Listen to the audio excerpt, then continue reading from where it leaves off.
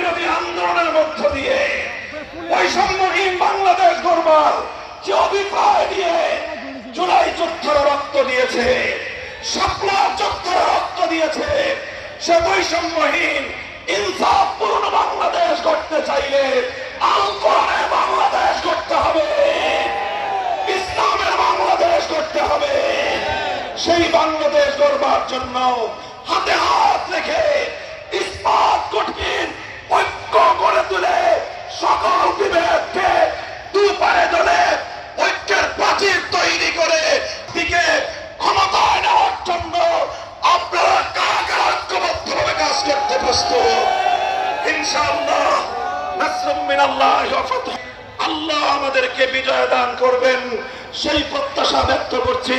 ওয়া আখিরু দাওয়ানা আলহামদুলিল্লাহি রাব্বিল আলামিন। আসসালামু আলাইকুম ওয়া রাহমাতুল্লাহ।